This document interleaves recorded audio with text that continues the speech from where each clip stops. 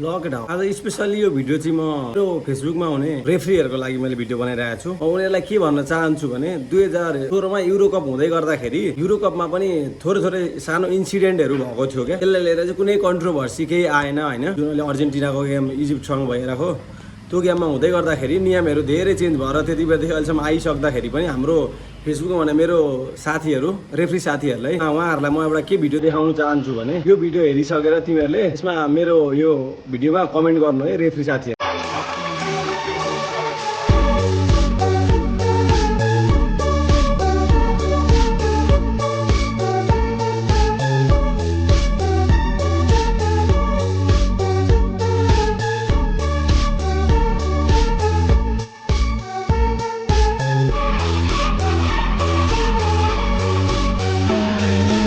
धेरैजना देखिरहेको छ मेरो रेफ्री साथीहरू फेसबुकमा यो भएन यत्रो हुन्छ नि लाइन यो लेखेर यत्रो लेखेर यहाँ यस्तो मिस्टेक थियो उस्तो मिस्टेक थियो भनिरहन्। अनि अझै लिजेन्डहरू हुन्छ नि रेफ्री गरिसकेर रिटायरमेन्ट लिएकाहरूले पनि यो कुनै मिस्टेक छैन सबै ठिक छ भनिराख्दा पनि उनीहरू चाहिँ कस्तो भने अब मान्छेहरूलाई क्या नराम्रो अर्जेन्टिनाप्रति नराम्रो देखाउन मेसीपट्टि नराम्रो देखाउनको लागि हुन्छ नि एउटा केही स्टेटमेन्टहरू कहाँदेखि के भेटरलाई हो नि त्यही कपी गरिदिने अनि कता केही इमेज लिएर आउँछन् हो त्यो हालिदिएर मान्छेलाई नराम्रो भ्रम फैलाइरहेका छन् क्या अर्जेन्टिनासँग जस्तो अनि मेसी फ्यानहरूलाई हुन्छ नि अलिकति नराम्रो देखाउनको लागि उनीहरूले फेसबुकमा आएर रेफ्री गरिरहेका छन् क्या। ताकि रेफ्रीले नै भनिरहेछन् यस्तो हुन्छ उनीहरूको के प्रोटोकल हुँदो रहेछ हामीले सबै बुझ्दैनौँ यो कुरा। नेपालको रेफ्रीले फिफा रेफ्रीले पनि यो कुरालाई चाहिँ प्रष्ट पारिदिनु भएको छ।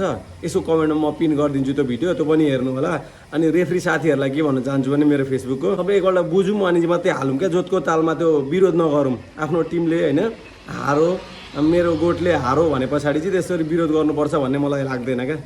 मेरो साथीहरूलाई म रिक्वेस्ट गर्छु मेरो साथीहरू रेफ्री साथीहरू एकपल्ट मजाले हेरेर विरोध गर क्या गर्दा भने। अनि अब तिमीहरूको म 2016को युरोकपको पनि देखाइदिन्छु अनि त्यहाँ पनि हेरेर के छ कमेन्ट गर्नु ल। विरोध धेरै गऱ्यो अनि त्यही भएर मैले पनि यो सानो भिडियो तिमीहरूलाई क्लिप देखाउन खोजेको कस्तोसम्म भएको रहेछ 2016मा युरोकप। त्यसको लागि मात्रै हो, अरू फ्यानहरूलाई चाहिँ मैले केही भन्न चाहिनँ। अरू फ्यानहरूले सबै जसले हेर्नुभयो बुझि पनि सक्नुभयो होला, उहाँहरूको न्युज फिडमा पनि आयो होला यो थिएन भनेर। त्यति साह्रो अरूले गर्नुभएको छैन।